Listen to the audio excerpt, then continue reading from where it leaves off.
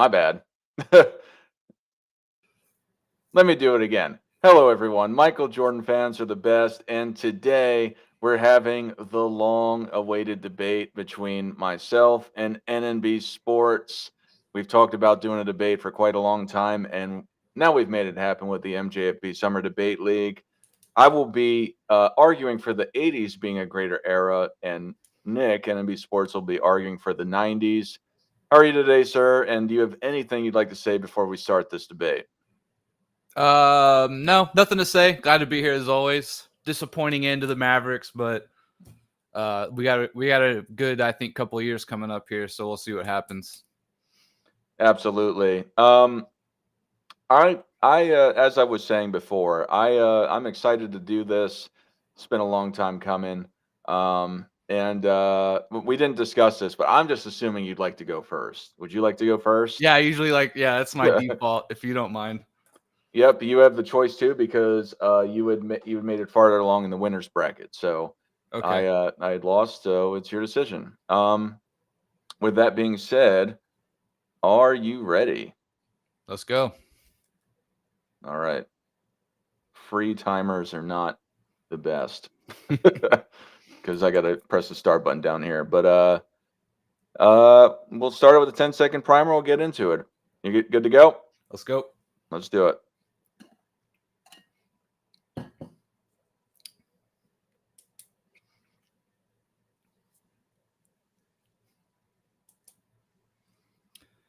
As usual, I must state how close this particular topic is, as always. So I had the 90s number 1. I had the 80s number 2. So we're talking about the slimmest of margins for me personally. And so that's how I mainly want to start this off, right? Anything I say is mainly meant as a descriptor, trying to get my point across. It's not meant to say necessarily that the 80s wasn't good or the 90s was so much better or something like that, right? And so, as usual with this debate bracket we're having, the list of all-time great players and all-time great moments for an entire decade or era or 10 years are obviously too many to count, and they're way too hard to compare, right? If we were going to try and break it down that tediously. I will, of course, get into certain things like players and styles, but really I just wanted to get my main reason why I picked the 90s or what gave them the edge over everyone else, right? And why I ultimately picked the 90s can be described in 3 words: hard salary cap. In the 90s, we see the most even and level playing field that the NBA has probably ever seen. A few ways you can see this are in things such as a much deeper and tighter preseason betting odds for the championship, many more teams going much deeper and are separated by much less odds than what we usually see in any other era. You can also see how having 2 all-stars was a rarity, let alone having something like 3 or 4 was essentially not even a thought, right? And so when we look at some things like the hard salary cap, there are also other things such as bird rights and exceptions, right? And ultimately what this is doing in the 90s is we're seeing a sort of a culmination of rules actually being implemented before not having a salary cap. And then of course afterwards, we had things like banana boat culture, right? Is what I'm just going to call it, where teams are where people and players are kind of navigating and networking around building a team and constructing a roster and maybe working the salary cap a little bit, right? In the 90s, we have the essential culmination of where competition meets talent, right? We have the most spread out era of basketball that we've ever seen in terms of teams drafting talent, getting to retain it, having more leverage, and making sure that there's much more parity throughout the league. And ultimately, that's why I picked the 90s, why I gave them a slight edge, right? And I'll get into some other things, but ultimately it is with this implementation of the hard salary cap. Before the banana boat culture, people are still competitive. With media and television and cable, we're getting to see players up close and unfiltered like never before. But ultimately, right, the hard salary cap I think, is what gives it an objective sort of competitive advantage over some other eras or other decades. Well, again, thanks for coming, Nick. I'm excited to get this thing started off. But a couple things that I just want to say regarding what you were saying. I believe the whole general managership and administrative stuff is minuscule to the topic at hand of how the 80s are greater than the 90s of what I'm debating. And I also believe that the parity of great teams over the course of the 80s is more important than spreading out with the expansion era, as it's called, of players throughout more teams. But there's things that I want to talk about. Why is the 80s considered the golden era of basketball? Because it's the standard. The topics I'm going to cover is going to illustrate how the 80s were greater than the 90s. You can't compare players from different eras and different teams with different rules, so it's going to be hard. However, I'm going to give you an idea of why I think these things I'm talking about defines that. First, I'll talk about what greatness is. Greatness means markedly superior in character or quality, and I'm going to explain how with the following subjects. The 80s, in my opinion, had more individual greatness than the 90s. The 80s had greater parity in team greatness than the 90s. 80s had more influence on the game of basketball than the 90s, and I'll explain why with that later because there may be some pushback with that. 80s had more iconic moments than the 90s, I would say. The 80s set the foundation for the modern NBA for a plethora of things, but these are the core foundations of what they surround. Because stats can't be truly measured across eras and titles earned are the same across any era, which I generally use, I'm going to bring awards into this discussion because it's the only other thing that I can do because you can only win one title per year for of the things that you can. I truly don't think you can go star player for star player, team for team with the 80s versus the 90s. I think the 80s have them. The 80s are credited for saving the NBA and produced a star power that made it a worldwide brand. These stars include Magic Johnson, Larry Bird, Kareem Abdul-Jabbar, Michael Jordan, Moses Malone, Dr. J, Isaiah Thomas, Dominique Wilkins, amongst others. And just the thing with these players specifically that transcended into the 90s and helped boost the 90s for some of the arguments you may have is that the stars of the 80s culminated with the 1992 Dream Team, where the majority of players at that time played most of their careers in the 1980s. I think that the 90s is a great era, but I think all of these things combined make it greater than the 90s. That's interesting about the 92 Dream Team, because when you said that, I said, "Oh, that's right." But then, when I kind of think about it, a lot of those guys are defined by the 90s, I would think, more than the 80s maybe. That one's actually kind of interesting. An 80s 90s era debate amongst the 92 Dream Team. One thing that I thought is going to kind of go to my next point that you said, which I sort of agree with in a way, and then I'll kind of illustrate the other side of the coin to talk about what I'm saying, is that in the 80s, probably the top 2 to 5 teams, right, were probably on average better than maybe any given year the top 2 to 5 teams were in the 90s. I would probably go with you on that one. But to illustrate my point, right, is that the difference in, obviously in the 80s, the Celtics and the Lakers were I don't mean this as an insulting word, but they were top heavy in terms of what they represented in the league at the time, right? They won, I think it's 8 out of 10 titles in the 90s, right? And I think when the Pistons came in at the end there, they won in 89 and 90. So like they essentially were the league for the 80s, right? And again, the golden era, agree. Probably I define the 80s as like the must-watch TV generation. Absolutely right that it catapulted the NBA marketing and media-wise into another stratosphere, saved the league. Absolutely 100%. I think all that should be acknowledged, right?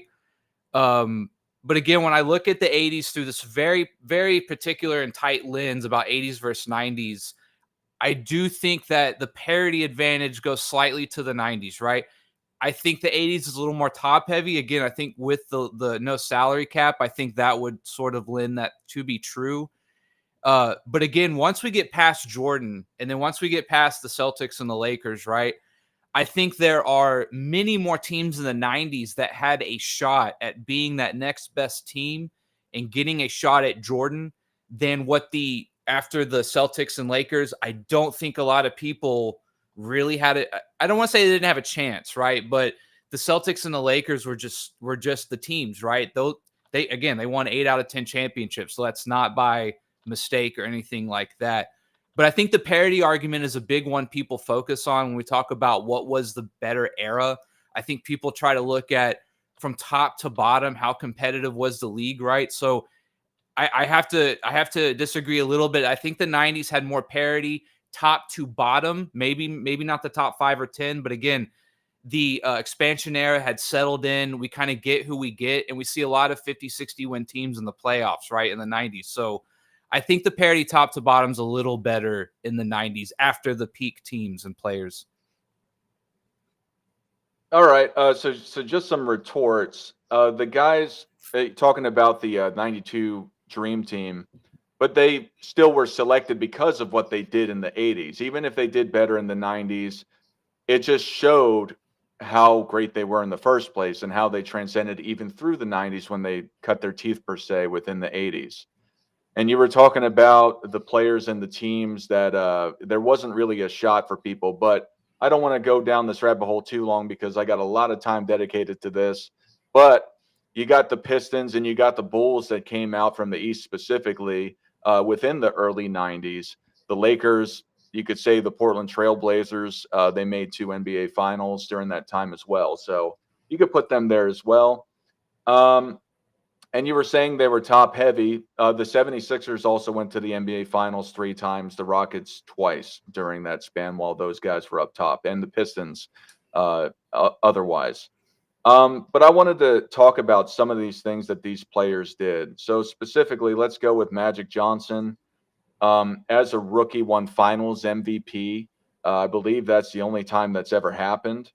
During the 80s, he was a 7-time All NBA first team guy, 9-time NBA All Star.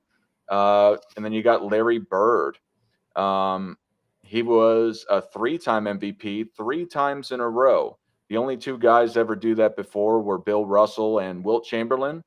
He was a 9-time NBA All Star, 9-time NBA All First Team.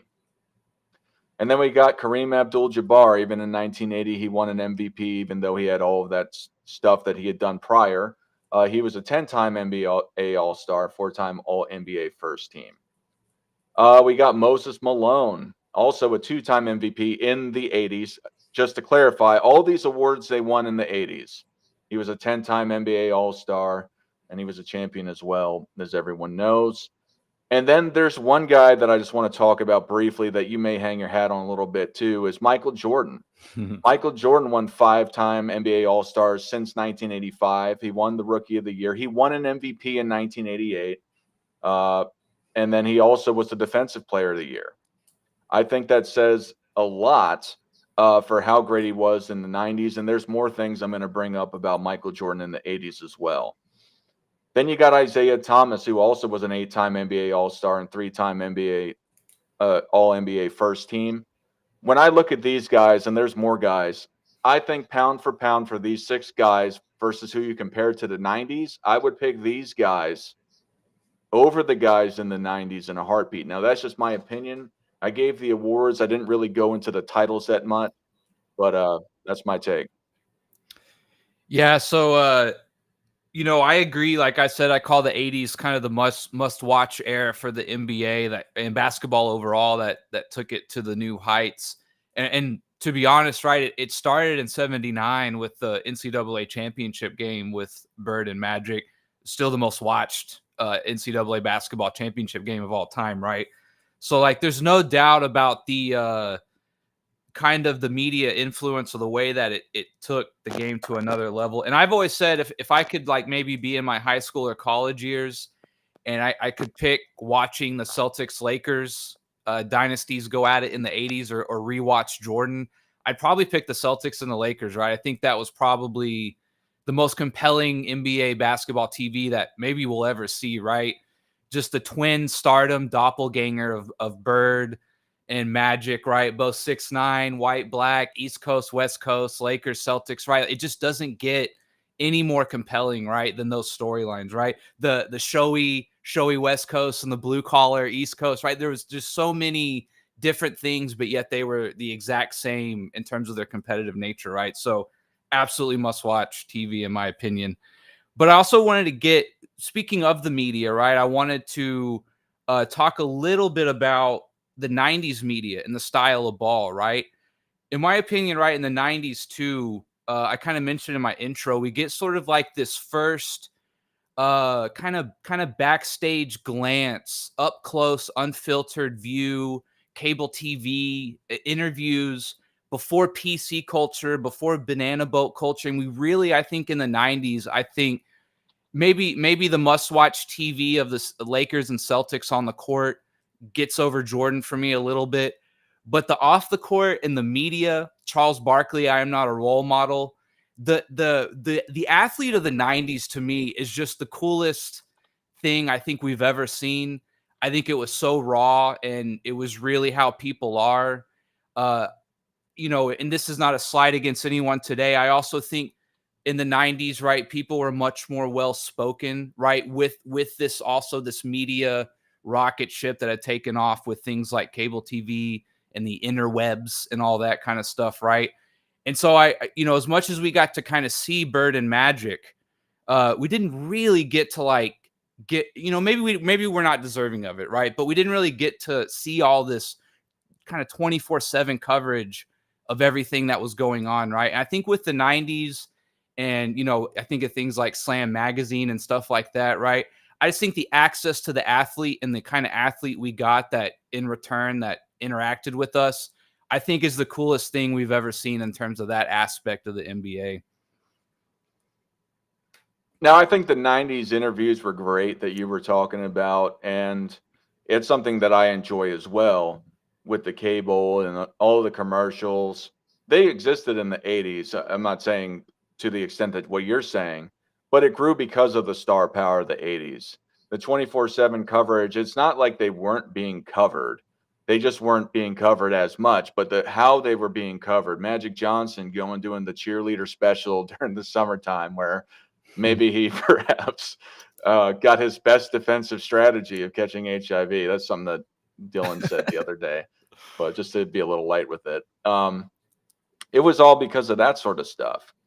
But I want to get back into things that I think make the 80s greater than the 90s, and I think the teams in general at the top. Now, obviously, the 90s Bulls are amazing, but that's just one team. I've got 3 or 4 teams that I think that are match in ways how great the Chicago Bulls were. They may not have been great individually, but I think collectively they were greater than the Chicago Bulls team and of all the teams in the 90s. So first off, it's the Boston Celtics, and 1 year specifically I want to bring up is the '86 Celtics. They had a 17-3 start. They're famously known for going losing one game at home the entire season. They went 11-1 through the first 3 rounds of the playoffs, and then they won, I believe, in 6 games to the LA Lakers. Another team is the 1987 Los Angeles Lakers. They went 65-17. I think the Celtics went 67-15. The '87 Celtics also went and they had an 11-1 run through the Western playoffs as well, and then they won in 6 games. So that's kind of a wash between 2 of those greatest teams of that era. Then there's the 1983 Philadelphia 76ers. I believe that they won 65 games, and they only lost 1 game throughout the playoffs. All of these teams, the Sixers went to 3 championships, the Celtics went to 5, and then the Lakers went to 8. It's more than how the parity of great teams in respect to the playoffs, how it happened in the 90s. So I think that propelled the greatness of being able to sell the league at the time, having stars that consistently made the finals. And even though that the Lakers and Celtics won 8 of those, I believe all of those teams were star power, Dr. J, all these guys too. So I think that made that greater than the 90s. Yeah, we're kind of talking. I think we're kind of getting into this like topic of how deep was each era after the Bulls in the 90s and the Lakers Celtics in the 80s. And again, I've kind of said maybe those first few teams after that in the 80s on average were better. But I think after the Bulls, this is kind of one of those things where I think in the 90s, due to the salary cap, the way it had been enforced and it was actually working as intended in the 90s, it had kind of really taken hold with what they had wanted to do. It really is, in my opinion, I think the 90s, you could say, is the purest litmus test in a way, if that makes sense. If everything's really spread out and the differences from top to bottom, if you look at something like preseason betting odds, right? If it's so close, right, then maybe this is the best litmus test we've gotten of who is really good. And that's another reason why I do have Jordan as high as I do, is I feel like he just left no doubts for his time that he was the best guy, right? And maybe that's something to do with the salary cap. And maybe that's a different conversation for a different time, right? But so with this, right, if you look at all the teams that came after the Bulls through the years, right, there's been a lot of good to great to amazing teams that would have won a ring or been great otherwise, right? I mean, you could theoretically start with the Pistons at the beginning, the turn of the era, right? And even the Lakers still went to a finals there, even though they lost, correct, to Jordan and the Bulls. You have back-to-back Rockets in the middle. You have great pairings like Gary Payton and Sean Kemp coming up. You have Barkley and KJ. You got Shaq and Penny, right? You have so many of these great duos and whatnot that would have maybe been seen a little different had Jordan not been around. But the fact there were so many of these different teams, right, throughout in the San Antonio was really good there for a while.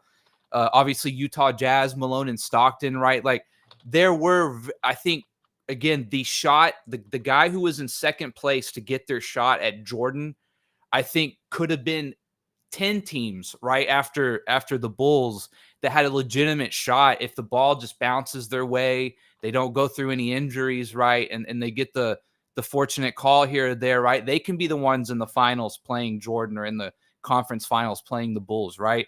And so I do think the 90s is overall deeper, right? Maybe not quite as top heavy. I'm going to use that word or that description, not as a negative, but just to kind of get my point across that maybe the top teams of the 80s, I'd probably give it to you on average or better. But I think like 1 through 10, 1 through 15, I think the 90s were much deeper overall. Again, with the salary cap, I think is a good explanation of that as well. So you brought up about the 90s preseason betting odds to talk about how the league had more parity. I mean, I know you know this, and those things are often wrong. I mean, look at the Lakers. They were what, third this last year to win the championship. I mean, I'm not saying it's crazy to look at that stuff. I'm just saying I don't think that's a way to show that there's parity personally. And then you're talking about Michael Jordan being a huge superstar in the 90s. He absolutely was. He's obviously the biggest icon, which he gained most of that notoriety in the 90s. However, he cut his teeth and was super iconic within the 80s as well, which I'll explain some instances in the near term. There were great teams in the 90s, but the 80s had the greater consistent teams that went to the finals. That's what I would say. And I think, in my opinion, that's why it makes the decade greater. But with iconic moments, I wanted to talk about some of these things. I want to ask you if you can retort with some iconic moments from the 90s versus the 80s that have more to do with other than Reggie Miller or Michael Jordan. Some of the ones that I'm going to give are the 80s, the Dr. J hanging under the rim, the layup for the finals. And then sorry, I got the year wrong with that, but just to the point of it is you got Magic Johnson with his winning the finals MVP, having that stellar game jumping center. You've got Magic Johnson with the baby sky hook in 87 over Kevin McHale. You've got Larry Bird stealing the ball against the Pistons to continue going on to the finals, passing it to DJ. You've got Michael Jordan doing the multiple dunk contests against Dominique Wilkins, and to include other guys like Dr. J, when the dunk contest was just an absolute show. It was great. It made one of the things that propelled him to be iconic. in 86 when Michael Jordan still has the record for having the most points of all time in a playoff series in one game. There's a litany of things. The only things that I can remember, not to give you any of these things again, are moments that came from Michael Jordan and Reggie Miller that people talk about. Other than that, I think you're really stuck on the things that happened in the 80s. You got the faux statement from Moses Malone. And I just don't think it's even close with iconic moments outside of just talking about Michael Jordan and Reggie Miller, which were great. And there were a lot of them. I'm not saying there weren't. But I think the difference and the totality comes with the 80s from different people. Yeah. So, again, if we take away Jordan, I mean, it's like saying if we take away Magic and Bird in a way, and what are you left with? I do concede your point a little bit though, or I see what you're saying with moments per se, but I think the 90s again, when you have a star on every team in a way, it's more like personalities and storylines. I think in the 90s dominated per se than moments outside of Jordan, right? I mean, back to back Houston's pretty cool, right? But if you're talking about specific like plays, like a game winner, you might have a point there, but to wrap it up, right? This is my last round. I don't know if I would call the 90s a superstar era, but it was a star era, right? And I'm going to go back to the hard salary cap. We have a much bigger leveling out of the playing field. Things like bird rights and exceptions are allowing these smaller market teams to retain talent through more avenues and giving them a little bit of an advantage. And so we have this culmination of sort of competitive practices, still colliding with the old school competitiveness and the talent, right? That obviously the NBA has and has sort of galvanized after the expansion era, right? Kind of teams have solidified and we now have like a good representation of NBA talent per se, right? This coinciding with, again, I think the media and the cable, we get to see an unfiltered view of all these stars on all these teams who, again, this is like another elevation of the league in a way. I think another marketing ploy that worked, but didn't necessarily destroy the league, right? This is before things like load management had come into play and players were not making this ungodly amount of money where they go from basketball players to assets, right?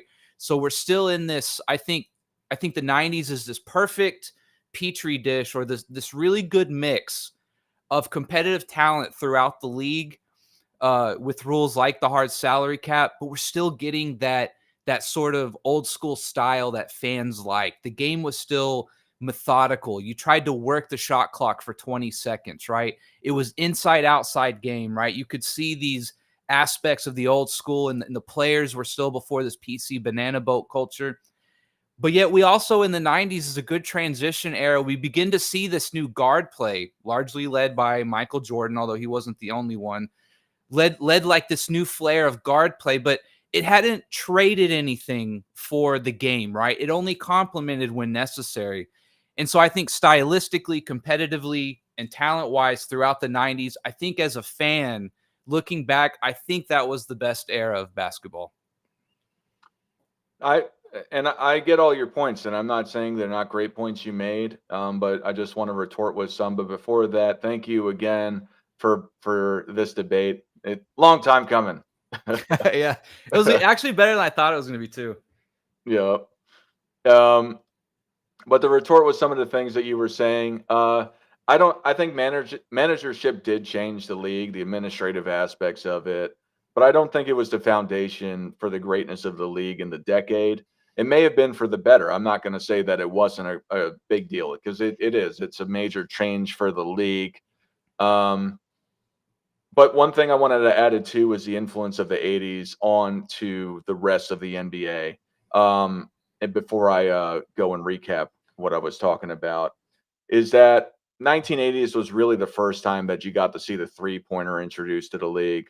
You got to see the more branding of stars. You got to see the shoe sales, Michael Jordan getting the Air Jordan brand you got guys way more on TV like Larry Bird, Magic Johnson selling Converse amongst everybody that had the Converse. I think Kevin McHale was Converse amongst some other guys. The point of it is that it really set the foundation for the 90s. Now, the 90s gets credit for what it did too, but I appreciate the 80s more in respect to its greatness because it set the foundation, in my opinion, to propel the 90s to go to where it did go. But the things that I talked about, just a recap of why I think that the 80s were greater, I think it had the greater players in total, collectively, that you could say were more iconic. You got the Dr. J's of the world, the Magic Johnsons, the Larry Birds, the Michael Jordans, the Moses Malones, the Dominique Wilkins, amongst others.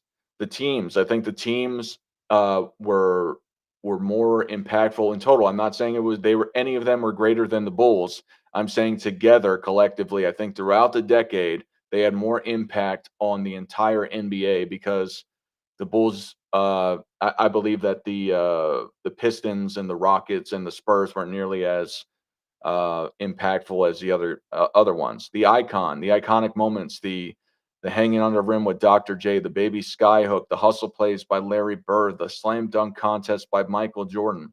I think all of these things collectively outweigh what the 90s had done. They had the greater single dynasty, I believe. But you can argue that that's not true. I won't because I don't believe that. Um, but the 80s, I believe, are greater for all these things. Thanks for the debate. It was great. Um, yeah, man. All right. So yeah, why is it? Oh, it didn't. Yes, It didn't close down there. I'm always kind of interested how like this whole tournament's been going because it's so nuanced, right? Like a lot of these, I look at a lot of other guys' top 10 lists, and I'm like, it's like I could see it, right? Like I can see why you have that guy there or whatever. And then Mhm. the teams, and then you get into the eras, and I'm always like, every time I go into a debate, I'm always like, I have to like think about how I'm gonna argue this, right? Because it's like trying to find the smallest hole in someone's game to attack because the differences are so small. But they end up being, I think, interesting. Like people are getting into the weeds, I think, in an interesting way. So it ends up being better than I think. Yeah, no, it's yeah. There's so many ways you can approach these debates, and yeah, it's this one was fun too. I know you like to go first, but I'm glad I didn't go first. Yeah, yeah. I like setting the tone in a way, like to also, it's like there's always that chance that you'll get someone else to chase you if you lead, right? And Hmm. whereas if I'm am going second, I'm just gonna say what I'm like almost totally ignoring what you say in your opening because I don't want to chase and get off my pace, right? But if you go first, there's always the small chance that someone will chase and want to rebuttal everything you said and they'll get lost. And that could be an advantage. But it's always good to come out strong, right? If you have a good opening and just laying down the hammer in the first 3 minutes, like sometimes that goes a long way too. Yeah, no, I agree. If you can catch somebody in the first round and you beat um like your opponent has no idea how to react, or you've just brought up great points that they didn't consider, and they're done for. So Yeah. if you go first, um, sorry, Rex is in the chat. He says, "Am I the only one that thinks Dart looks more like Rex Chapman every day?" Oh man, that's a good one. That's hilarious. Yeah. But I dropped the link if anyone wants to call in. You can come in to my page. That's the easiest way. They got a lot of comments from your page, Nick, which is Really? yeah. Unless Hmm. somebody else paired the channel in the meantime, but Maybe someone else paired. no, it's just oh no, But say not a lot of oh, people watch my live streams. it says that Robbins and Hoop Gods are here. Oh, it's probably Okay, because of cool. probably because of our meeting that we had earlier, but Yeah, that's right. Our um secret meeting we can't tell anybody about. yeah. But we got T Perfect here. How you doing, Travis?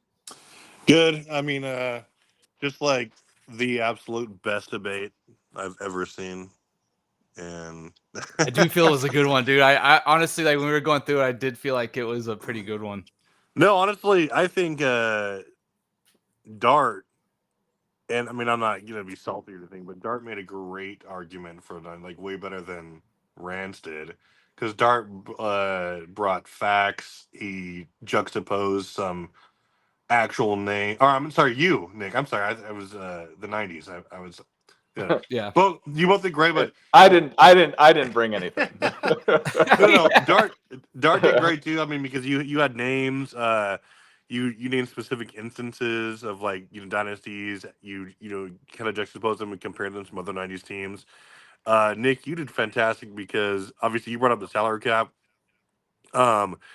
You I like your point about, well, maybe the '80s had a little bit more heavier in terms of like star power, top heavy, I should say. Yeah. I think, yeah, like you said, there was a little bit more parity as far as like I think it was, you said like 1 through 15, which probably filled out the roster a little bit more as far as that go. But both great points on both sides. I think it's a total toss up.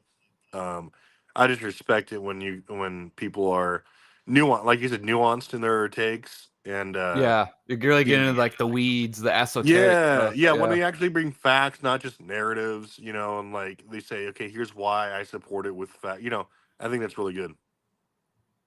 We have Switzerland Rex here. How are you today, sir? I am staying neutral. Did you enjoy the debate at least?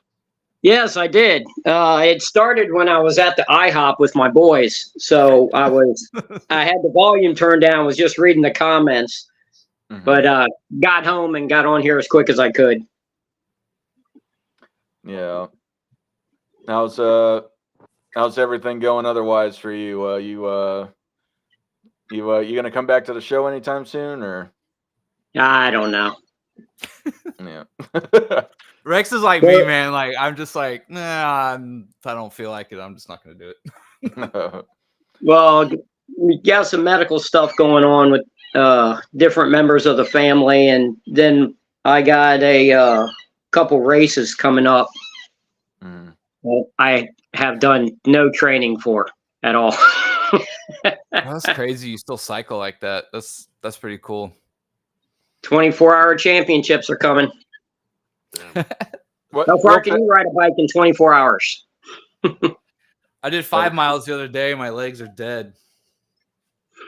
I got a really important question for Travis though. Do you think I look like Rex Chapman, and do you think I'm going to continue to look like Rex Chapman every day? Do you think I'm? I didn't think about that until Rex said it, but absolutely. That's funny. It looks like you've lost a bit of weight in your face, and now you're starting your chin line is starting to look more like his, and then the little bit of stubble. It just looks just at the moment. I don't know. Yeah, I still have multiple chins, but they're starting to go away. but yeah. No, I thought this was a great debate. I was happy to finally debate Nick, because we've danced around it for over a year at this point about trying to figure out when to debate something, and then I guess it just came to be. We both thought that these decades were greater than the others, so there we go. Where'd you have the 90s at? I didn't even look. Second. Okay, I figured you did. Yeah. Yeah. Next to what? 80s? 80s first, 90s second, yeah. Okay. That's I had 90s, 80s, 2000s, 70s, 60s. You see, I'm basically the opposite of Nick. Yeah, 67. Yeah, I can see that. Well, 70s for me, because that was that's where traditional basketball reached its highest level before they started changing the game and changing the NBA to be purely entertainment driven. The game was still about the players. And yeah, I'm not a fan. I don't care how much stuff they do to try and liven up the game to get people to watch. I want to play what's the under the rules and the strategies that are best for the players. I just wish they'd bring back like rampant drug use. Like, let's get some of that going. And like, It never left, dude. It's just different drugs. Yeah, Exactly. I A fun I one. agree with Never that. left. Yeah, it definitely never left. Yeah. Let's Just get like Team it's never Elijah left one up here. society. Like, he has a lot to say. Bring it up. I want to hear his takes. Oh, there's Well, what's he saying, or who's he siding with? I don't know. He says 70s were garbage, league MVP. He says 60s were trash too. oh, I Yeah, think my typical casual. You look like that dude from Just Shoot Me. yeah. I my, like how he says the MVP pool when he mentions Bob McAdoo. Well, if you actually look at Kevin Durant's resume, it's actually almost exactly Bob McAdoo's. He's a modern version of Bob McAdoo. That's what he is. Was Bob McAdoo a 50, 40, 90 perennial shoot? All right, what kind of question is that? You can't be 50, 40, 90 if there's no 40. yeah. There's no three-point line back in the 70s. Damn, he got you on that one. He did. Yeah, I was Just gonna, testing I was gonna you. say. The I think I got the 40s and 50s either because I said that you can combine the 10s and the modern and the 40s and 50s. I think I have the 40s and 50s third, and then I think it's the 60s and 70s. I don't remember if I have the 60s ahead and 40s and 50s, but hopefully I'll get that one and take an L for that because nobody's gonna buy whatever I have to say for that, even though I may have a better argument. I'm a little bit like Rex, but my endpoint's like the 2011 Mavs. After that, the game's just garbage. After that, it doesn't even matter. That was the Well, last 06 real. Mavs. That was the last real championship. Unless they would have won 3 more games this finals, then you would have a Exactly. totally different opinion. Exactly. If Luka would have won this year, the game is back. The game is officially back. The Mavs will be good next year too. I think so too. We have mainly everyone coming back, so I'm. The big difference about this year and like other years, like last 5 years, is like our roster and our construction of our just financial situation is 180 from where it's been. Like I'm actually excited a little bit to go into an off season and see what we can do. Well, who's running the team now? Nico, I have all trust in Nico Harrison, man. That guy's been making great moves. I just find it interesting and not maybe coincidental or not coincidental that Cuban steps down and then they make the finals again. Yeah, so the whole Cuban thing, the rumor is that he's selling the team so he doesn't have any conflicts if gambling ever comes into Texas. That's what the rumor is. So people think this is like a setup for something coming.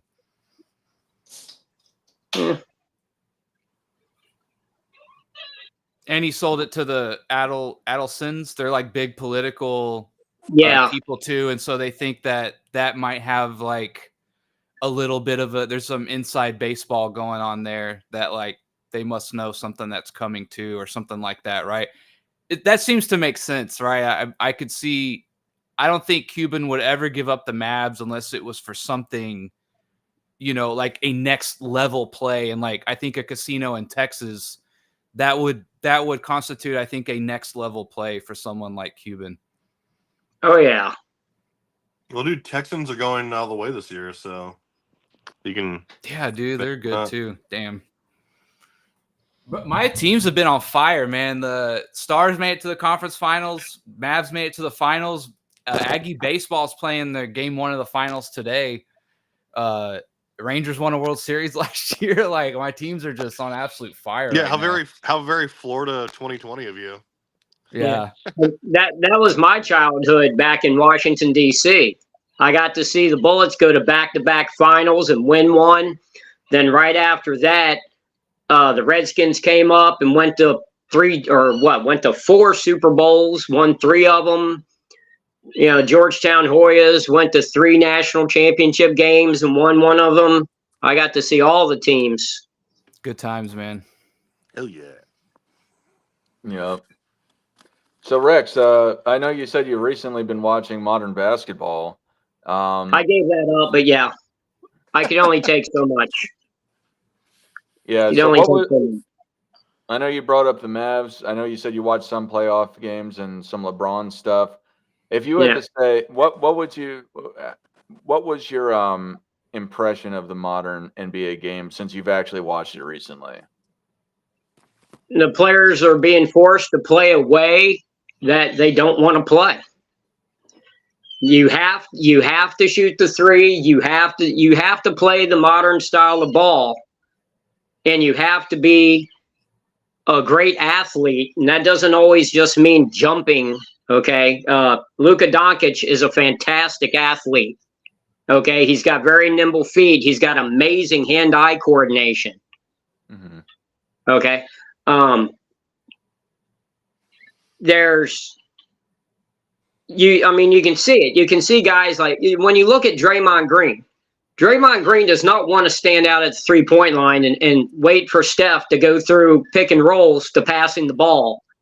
Guys are not playing how they're playing what works under the rules they are given. That's why I don't agree when people will sit there and say, "Oh, well, if this player today played in the 80s, he wouldn't be anything. Or if that player from the 80s played today, he wouldn't even be in the NBA," and all that. That's all bull. Okay? Human evolution does not change over decades. The greatest player in the 40s had the same physical attributes as the greatest player of today. It is just how it's been shaped over the course of their lifetime as to which attributes come to the top, which ones are more requested and more needed for the rules at hand. It's a good way of putting it. The rules are what determine the game. Okay, the rules. If McGinnis had played in the 2000s instead of the 70s, he would be LeBron. If LeBron had played in the 80s and 90s, he'd be more of a Karl Malone. The players play. Okay, players play. We have the Terminator here. It's the rules that they're forced to play under. It is what determines what you see on TV as a consumer of their product. Mm-hmm. There's a lot of guys. I remember the talk of Dennis Scott. Y'all remember him? Yes, sir. 3D Orlando Magic. 3D Orlando Magic. Nickname when he got there was 3D. Why was his nickname 3D? 3D. Shoot that long ball, 40%. He could shoot that long ball. You know that when he was an All-American in high school as a sophomore at Flint Hill Prep, and the write-up on him at 15 years old was he was the best low-post basketball player in America. That's how he played in high school because there was no three. That's how he played. He was being touted as the next Mark Aguirre. Then they put the three-point line in college, and he started putting them up. He started perfecting that, and he carried it to the NBA. But that wasn't his natural playing style. He was a low-post player, and at 15 was considered the best low-post player in all of high school basketball. 3D. Guys can play basketball. Okay? They all can play. How you see them play on TV is determined by how the owners of the NBA want their product to be put out and what rules are put in place.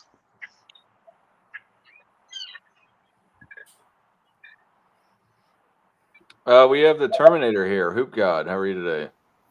Oh, man, I'm just enjoying another great day of basketball, man. How you gentlemen doing today? Good. Doing good. So, okay, I want to just get brought up to speed with, I heard Rex. Hey, Rex, glad to see you back, man. You just disappeared on us, man. We need that infinite knowledge. But Dart knew what was going on, but he was keeping it quiet for me. But Dart knew what was going on. So like, how far are you guys into the discussion? Because if there's a player I wanted to bring up, but I just wanted to like get brought up to speed first. Just go. Oh, Okay, ahead, so Ray. I believe, just so you know what happened with the debate, in my opinion, and I believe T Perfect as well, you just missed the ultimate perfect debate that ended up exactly a 50-50 tie. And they got to figure out who's going to move on because it was perfect. I can respect that. So with the I would say like with the whole long ball, 3 ball, who would you guys say? Hey Rex, don't you answer this neither, Rex. Okay, just hold on. Who would you guys say the first stretch big in the game of basketball? Just right off top. What do you mean by a stretch big? Like a guy that could hit it. I guess he had range from like 19 to 20 feet out. I don't know, Neil Johnson. Okay. What about you, Nick? I guess when I think big, has to be at least a power forward. Yeah, no, like power forward center. Like you can't go down to a small forward.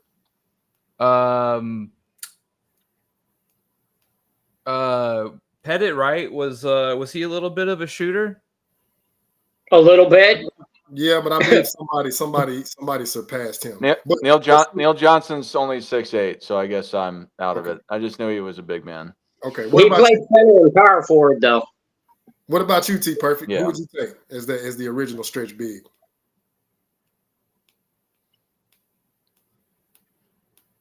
Is Mike muted? Is he there? I don't know. You guys hear me? Yeah. We hear you now. Yep. Yeah, who would you take? T I'm sorry about that. Yeah, I would say my thought originally went to Pettit too, but like I said, I don't have his exact. I mean, maybe I'd say if you're talking about like since the merger or whatnot, I mean, you could say like I almost said like Walt Frazier. No. He is a guard. Yeah, stretch big, not a guard. Stretch big. Stretch big. Okay. I don't know. That's a great question. I'd actually have to think about that for a minute. Okay. Rex, go ahead, because I believe we're on the same wavelength. Okay, well, you had Dolph Schayes and Neil Johnson were stretch bigs for that era, but they weren't actual, I mean, what we would consider today bigs. Bob Pettit was, I think calling him a stretch big is actually a slight to his game. He was much, much more than that, but he had that in his game. If you go early 70s, that's when Jerry Lucas left Cincinnati and went to the Knicks during their second championship. They ran a specific play of him taking the ball at the top of the key in what would today be a three-pointer from the top of the key, and he would run that play as a point power forward and would take that shot. It was a play that they ran just for him. So, and he was a big guy. Now we're talking also 6'9" like the others, but he was also a rebounder and a much bigger guy. Right. So I put those three as the ones that never got the credit for being stretch bigs, but were stretch bigs.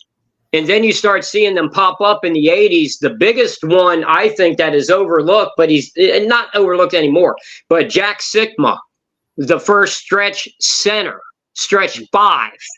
That's a more definitive position.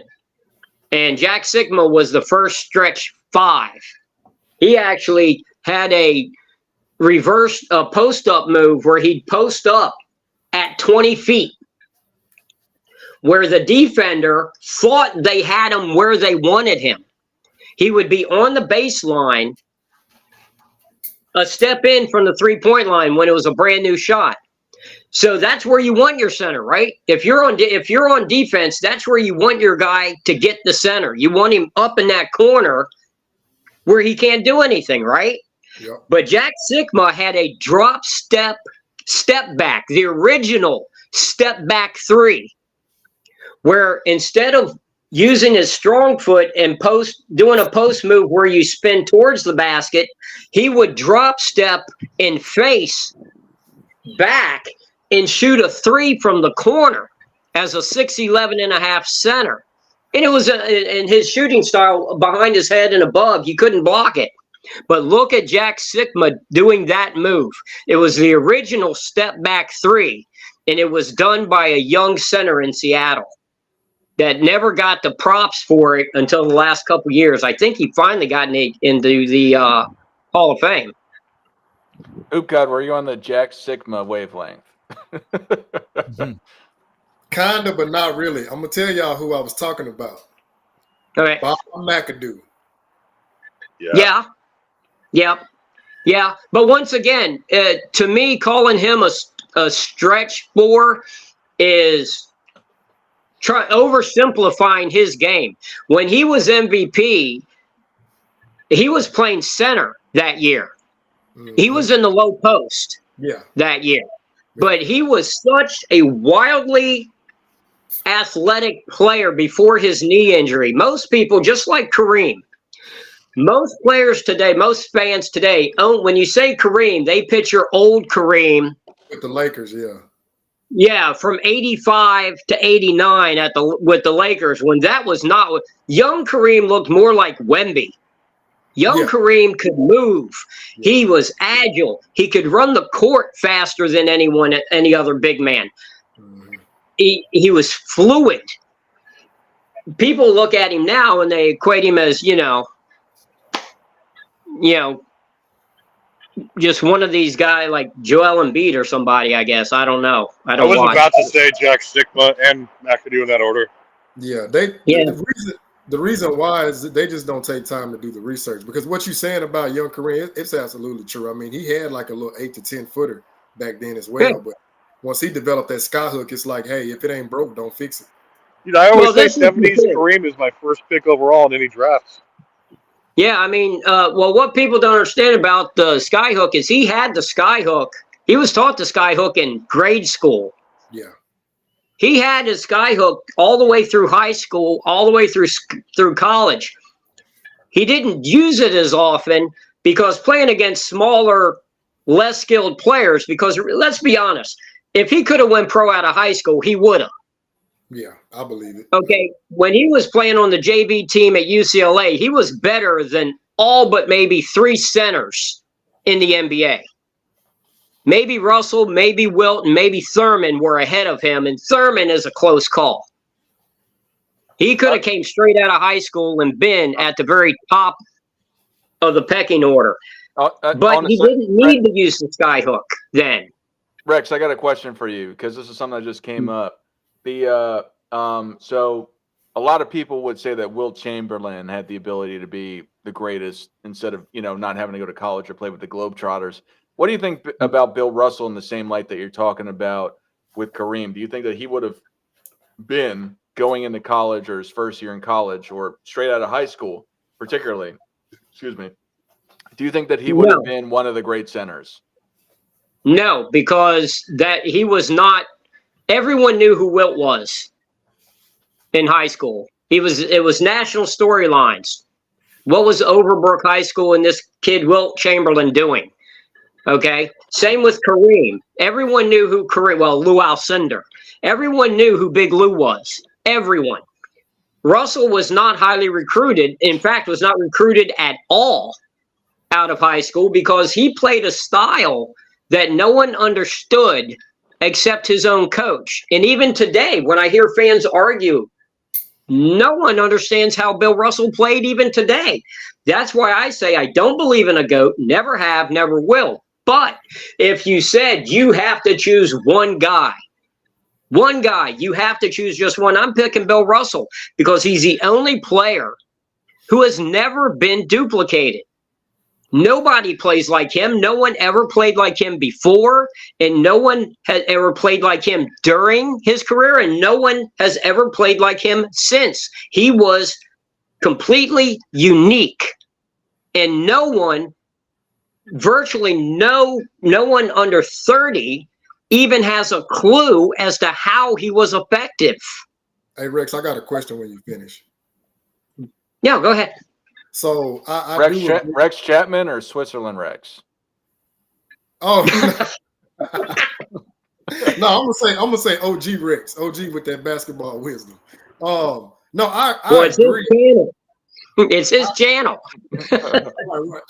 So I agree with your take on nobody duplicating Russell. But when you were speaking on him, three guys came to my mind, and I want everybody's opinion when I say this. When you said Russell, okay, I'm thinking of the intensity of Kevin Garnett, right? I'm thinking the defensive acumen of Dennis Rodman, and then I'm thinking leadership Tim Duncan. I get Bill Russell when I put all three of those into one. What do y'all think? Well, I mean, it's hard to compare. I understand the comparison to Rodman. Later in Rodman's career, when Rodman started out, he was playing perimeter guys when he was young. Yeah. Then he moved to power forward over small forward, and he started leading the league in rebounds, and then started defending big men. Yeah. But it's actually Jerry West has a great little clip where he talks about the difference between Wilt and Russell defensively. And he says Wilt was just a behemoth. He was just so big and so athletic. You couldn't shoot over Wilt. You could not. He could jump up and grab it, anything, no matter how high you put it. You had to put it ridiculously stupid high to get it over him, and then you're going to miss it. But Wilt did not have quick feet. You could get around Wilt. In fact, that's the logo. The picture that they got the logo from is a picture of Jerry West dribbling around Wilt Chamberlain. That's cool. I didn't know that. I had the picture. It's from Sport Magazine. He said the difference with Russell is as long as you saw Russell, you knew you had a chance at getting it off. But he said when you would drive, this is him speaking, Jerry West. I would drive past my guy, and I didn't look at the rim. I would drive past my guy, and as I was going to the basket, I would look for Russell. Because the scariest part was when you couldn't see him. Psychological. Because you know he's there. And Russell would Wilt would block shots by waiting for you to come to him, and he could just reach such a high point, he would get 8 block shots a game, which was his average in games that we have recorded. Yeah. The difference with Russell was he got his blocks from all angles because of he literally was like a plastic man. Stacey Augman's nickname. You can see, Google Russell blocks and hit images and just see the different blocks that they have pictures of. And Russell will be jumping forward, and both of his arms behind his body and his head turned all the way around like a stinking owl. And he's blocking a shot by a guy 3 foot behind him. And he's blocking shots on the other side of the basket. He's coming up underneath the basket and blocking them away. He's jumping out, hitting jumpers, and then taking off down the court when his teammate grabs the loose ball. He's getting blocks from all different angles. And that's the difference. Rodman never really, I don't know if Rodman ever averaged more than 1 block a game. Rodman was all position defense and getting you out of your game, getting you frustrated. Russell just plain beat you. He just beat you. I was more so saying like the rebounding aspect of Rodman. So let me clarify that. Yeah, the hustle for the rebounds. But his demeanor was the actual best player ever, which is Hakeem Olajuwon. Hakeem? Yeah. Y'all think he was the best player, or not the greatest? You think he's the best? Greatest? No, but you can't make an argument for him as the greatest because resumes do mean something. I mean, I don't think you're talking about Wilt. No, Hakeem. Oh, Yeah, I mean, But No. Hakeem, I think is. I got Hakeem as my best center, but greatest. Yeah, I think would Hakeem's say the most skilled No. player. No. I don't think he's the. I mean, I personally don't think he's the best. I think he's a great skill player, but yeah, he might be the most versatile player of all time. Maybe, I mean, finishing top 10 in 4 categories is pretty fucking Yeah, impressive. I mean, he's definitely the best two-way player ever. I mean, you could say maybe Yeah. Wilt Chamberlain, but and he was top 10 in steals for like what 25 years before. Like it just he's recently. the only center to ever. He's the only center to ever average, or he, right now, be top 5 among centers in steals and blocks per game. Yeah. Well, that's an irrelevant stat because they didn't keep steal and blocks back for Russell, Chamberlain, Nate Thurman. Nate Thurman's probably higher than all of them. yeah. Hey, so Rex, I found the stat with Wilt, the quint.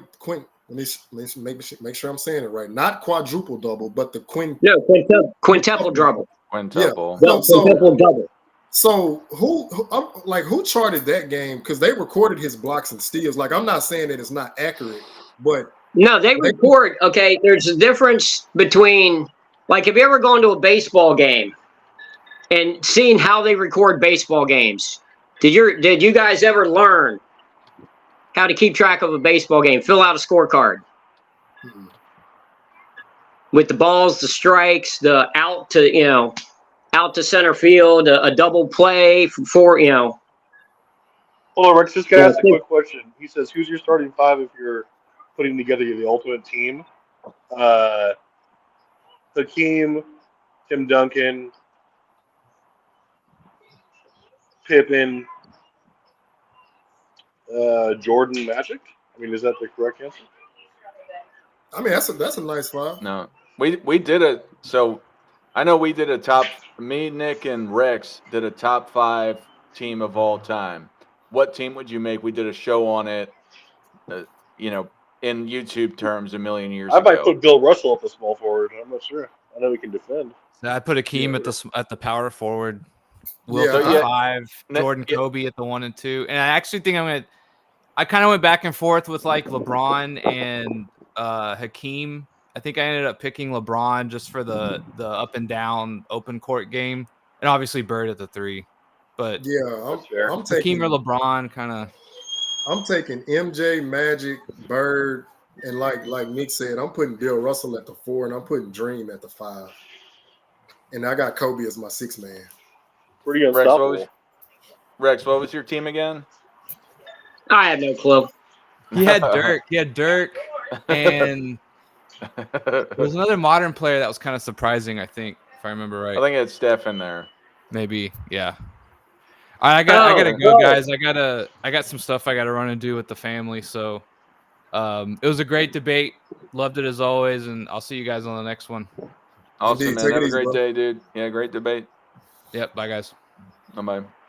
My team was John Stockton, Michael Jordan, Magic Johnson, Bill Russell, and David Robinson. And it was going to be a fast break offense. And whenever they did the half court set, there'd be options. Oh yeah, that pick and roll. I believe the team that I picked for that was Jordan at point Mhm. with Steph at shooting guard. Tell me who you're going to cover, Ooh. right? Ooh. Right?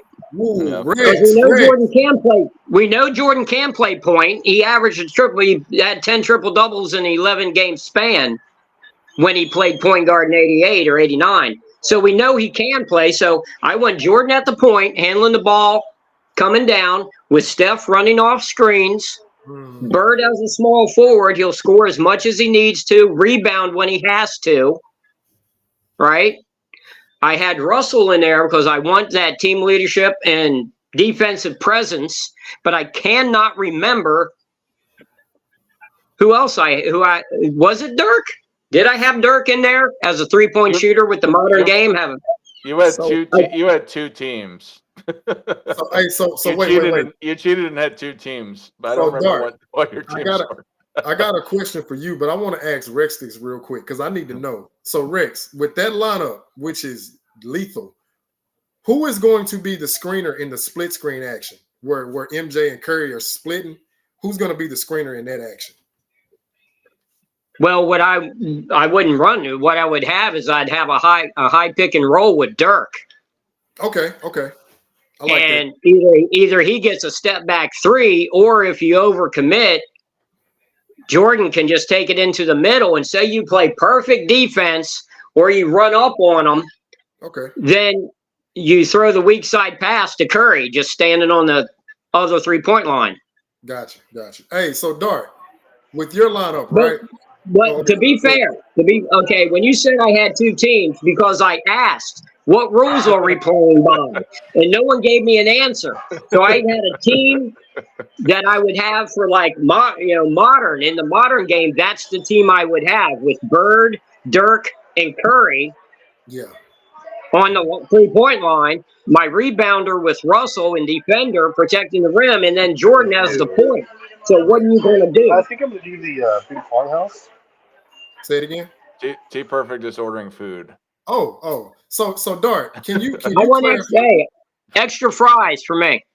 Yeah, extra salt too. Sea salt, by the way, the healthy version. But hey, Dart, so can you clarify for the people in the comments as to how valuable John Stockton is? But this is why. Because when I hear people talk about Stockton, right, they'll be like, oh, they'll just immediately look at his stats. And I'm like, how much film have you watched? That's how I know they ain't watching. But Dart, can you clarify to the people as to why Gary Payton is on record of saying he would rather guard Michael Jordan over John Stockton, while Isaiah Thomas even said John Stockton was his toughest opponent, and why Baron Davis had to come out and say John Stockton made him question if he even knew how to play basketball? Because I just want them to get this education. Well, I'll bring it up real fast, but I think looking at his stats do tell a good story about how he was able to accumulate them. So the people that say that they look at his stats and ignore him, I don't find that to be true, because he won 9 assist titles in a row and 2 steals titles, and he's the all-time leader in both. So he did accumulate a lot per season either way. But with the qualitative stuff that those guys said, they said he was really crafty and never did the same thing twice. They didn't know what he was due, and that explains how versatile he was and how he switched things up in respect to that, which is not giving great examples. But I want to explain why I'd have him on my team. Is that he would be the half court point guard. Oh, sorry, sorry. But he'd be the half-court point guard. Magic Johnson would be going off the fast break. He'd be able to go and pass down, pass off a rebound. Same with Bill Russell to the fast breakers of David Robinson and Michael Jordan. And then John Stockton would be able to be in the half court with the pick and roll. He'd also be a 3-point option if Magic got the ball or Jordan got the ball, who were great ball handlers. And then Bill Russell and David Robinson played in different parts of the court. So they would be Bill Russell had an underrated mid-range shot, and then David Robinson would stay in the dunker spot. They had the great defenses, both of those guys. Well, all those guys had great defense, and Magic Johnson's defense, in my opinion, is underrated. But he may not have been the greatest on-ball defender, but he still did everything else really good. So, but yeah, John Stockton, in a phrase, was versatile and crafty, as a lot of people would say, per what the other NBA players would say, outside of just looking at a stat sheet. That was a very effective evaluation, because I tell these guys this all the time. If you have not watched enough footage of Stockton, don't talk to me about Stockton. I don't care about what his points per game, but clearly those points were effective when he needed to hit them, i.e. Charles Barkley missing an assignment, hits the 3, and they go to the finals. And I tell them that Stockton was not looked at to go out and score. He was looked at to, if you do not play me, if you do not honor me, I can make you pay for it, which is why they were so deadly with that pick and roll, because they would always have that down screen action on the weak side with Hornacek or the other guy. He's slipping my memory right now. But even when they would like overcommit, right? When they would try to stop you from running the pick and roll, okay, well, you're basically giving Stockton a layup. You think he's not going to take that? So it's like they hit you with so many options, and it's so fast that you're going to make a mistake. And what they did is they capitalized on your missteps and they never beat themselves. That's what people don't understand about John Stockton. Yeah, well, what people don't understand about John Stockton is John Stockton. Okay. The dude was brilliant. He was an A-class athlete. I don't care what you think you see by your eye test. The dude was an amazing athlete. He was fast. He's insanely strong. He's known for his hand strength. People would joke about his handshakes. The dude he's got huge hands, incredibly strong. He's very fast, very quick. His brain is faster than his body. He reads the entire court. He is point guard perfection. When you talk about, oh, well, he only played this way, that's because they had the same coach for over a decade, and that's the way the coach wanted them to play. John Stockton in college was a scorer, not a point guard. He led his college conference in scoring 2 years in a row. He could shoot with the best. Look at what his field goal percentage is for his career. It's better than Bird's, better than Jordan's. He could play basketball. He could play it any way. He played the way the coach told him to play. Right. Which is what fans don't recognize. You play the way the coach tells you to play. And when you actually learn about John Stockton, watch some of his college games. There's a couple clips of him. There's even one YouTube clip of him in high school. When you watch how he plays oh gosh, I can't think of the guy for Cleveland. He was a backup in Cleveland. No, then he was Mark Price's backup, I believe, at one point, not Kevin Johnson. There was a point where 3 of Mark Price's backups ended up becoming all-stars, but they all started playing behind Mark Price. And it's driving me crazy. I can't remember who this one guy was, but he was talking about he couldn't wait to get in a game when he was a rookie. Yeah, he was going to show. He was going to take Stockton to school. And the other guys on the team were like, yeah, okay. Sure you are. And he said he tried to stop Stockton from getting to the left elbow because that's where he would initiate the offense. And said no matter what he did, no matter what he tried, they ended up at the left elbow every play. He could not stop him. And that's the thing. You see, fans look at it, and when you sit there and scream at a guy at the TV, and you're like, my God, the guy keeps doing the same move over and over again. Why don't they stop him? The easy answer is because they can't. Okay? So many fans look at that player and go, well, he can only do one thing. No, he's doing the one thing the coach wants him to do until you stop him. And if you can't stop him, he's going to keep doing it. It doesn't mean he's not skilled and can't do other things. It means what he's doing is working, so he's not stopping it. And that's where fans drive me crazy. They think that these guys are like one-trick ponies, or that these guys can only do this or only do that. When you get a ball handler, we're not talking about a 7'3" center maybe that can only do so. We're talking about a ball handler, a point guard, a guy that when he's on the court with other future Hall of Famers, they give him the ball to bring up and initiate the offense. Okay? That's what the other great players think of him. When he was on the Dream Team, John Stockton was not being treated like Christian Laettner. Okay? He was one of the Dream Teamers. And when he was in the game, Jordan, Bird, whoever, when they inbounded the ball, Jordan didn't go, give it to me. No, they gave it to John Stockton when he was on the court with Jordan and Bird. They gave it to Stockton. That's how great the guy was. Acknowledge it.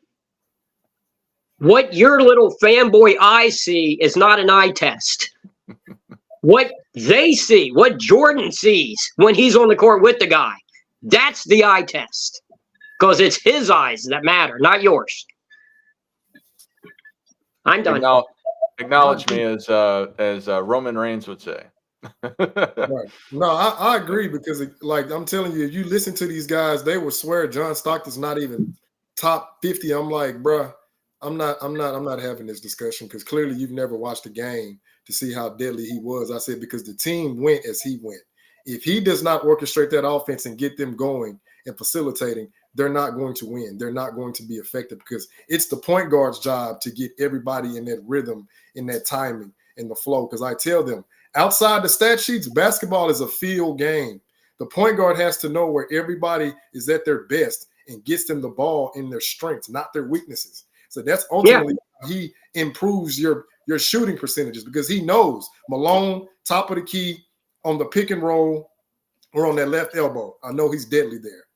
Hornacek coming off that screen action, like, it's timely. He has to get the ball as soon as he rubs shoulders off that screener. Why? Because you got 1,001, 1,002. Before you hit 1,002, the defender's there. He got to deliver that ball on time so he can shoot the ball in rhythm. I said, all that stuff. They actually started that play with Jeff Malone before Hornacek. Jeff Malone, yeah, that's the one I was forgetting. Jeff Malone, yeah, appreciate it. Yeah. University of Mississippi still has a big number 24 on their court for Jeff Malone. Yeah.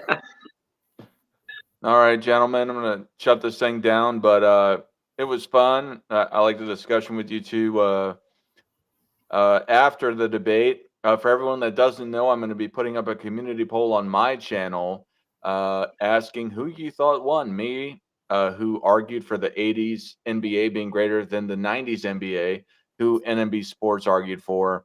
Do you gentlemen have any last words for the people before I shut this thing down? Hey, Rex, don't leave us on a hiatus like that again. Actually, there was another broadcast last night at 9:00 on another channel, who shall remain nameless, on Friday night, that had me thinking about a possible topic, but for upcoming. Just get with me, man. I don't know what they did, but we can just, like I said, like, we can go do our show on Saturdays again if you're available then, because I like that, where it's just me and you, and we, it's not that we don't let callers on, but where you get more of a voice to talk about a lot of the earlier eras specifically. Yeah, well, there's just so much, because you know how much, is anyone going to argue that today the effects of marketing and advertising are bigger than they ever were? Mm-hmm. Because of social media, it's all about clicks.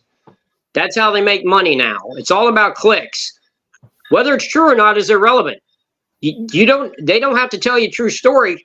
They get paid when you click on the story. Yeah. Okay, it used to be they would get the story, then you would get paid for it. Now, you just got to click on the headline. The headline is so important now. And if you get the clicks, then, we got a thing called clickbait. That's what it is. So there's so much misrepresentation now of past basketball history that it's just, in some of the things I hear people say is just so wildly wrong. It's crazy. Like, just real quick, the whole Bill Russell thing, we've talked it to death, so it's not new to anyone listening here. But people still say, "Oh, Russell was only played defense." Yeah. All right. Well, okay. Well, that makes what he did even more exceptional. Because tell me, would you ever vote for just a defensive player to be the MVP of the league 5 times? Yeah. If you're stopping the other guy from scoring as much, and you're the common denominator, yeah, I'm definitely voting for MVP. Yeah, but he wasn't just a defender. He has the 3rd highest assist average for any center in history. Yeah. My apologies, Rex. Yeah, I mean, I looked it up. Well, it was 65 when he led the team in assists, and he shot a still record 70% from the field in that finals. Yes, in another year, he led the team in scoring in the playoffs. And then He did what his team needed. He filled the holes. He was the perfect team player. Right. When he first joined the team, they were an offensive juggernaut that couldn't get a rebound and play defense. Then by the last championship, they were a defensive. In the later years, they were a more defensive team, and he took on more assists and more scoring. Hey, Rex. I also found another interesting fact that Bill Russell never had their teams. Those Celtic teams were never top 3 in offensive rating. No. That just shows. This is what they were talking about. Okay, when you talk about and this is something that came up, Dart, when y'all were talking about teams and their competition, and this team was a 68 win team and beat a 72 win team, and this and all this, and this team won beating a 42 win team, and all that. All that is irrelevant because it all depends on the teams those particular years, what injuries they had, what coach was coaching them, at what point in their careers were these future Hall of Famers, were they a rookie? Like when you talk about the 84, 85 Sixers, does anyone talk about rookie Charles Barkley? No. Because he played limited minutes at that point. But when you look at a roster, you go, oh my God. Like when I brought up to you about Buffalo. When Buffalo had Randy Brown, Bob McAdoo, Ernie D, Moses Malone, all on the same team. Yeah. They did nothing because they were either really young or really old at that time. They didn't mesh. It's none of that stuff is equal comparison. Russell's team won 11 titles. That's what matters, correct? In respect to the team aspect of the game, yeah. 11 titles. And no, I'm talking about the team. I'm not talking about Russell specific. 11 titles in 13 years in that span. They won 60 games only 3 times. Yeah. They weren't an utterly dominant team. Yeah. 360 win teams out of 13 years. But they were 10-0 in game 7s in the playoffs. That's not dominant. That's clutch.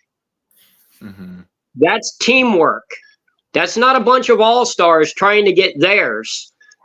That's a team with a focused goal. Yeah. And that's the difference.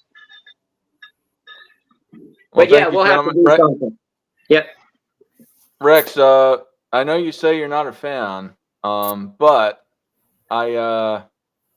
sorry, some of these comments are killing me here. Yeah, Troy Diaz, really, you need to take a class on basketball. I'll teach it if you want. No, but are you willing to send us off with the Michael Jordan fans are the best? No. I thought I'd get it out of you. Michael Jordan is, in my opinion, the greatest shooting guard to play in the NBA. That's the best you'll get out of me. All right. Well, thank you, live chat, for coming in. Everybody that tuned in. Hope you liked the debate. I hope you liked the discussion after. And Michael Jordan fans are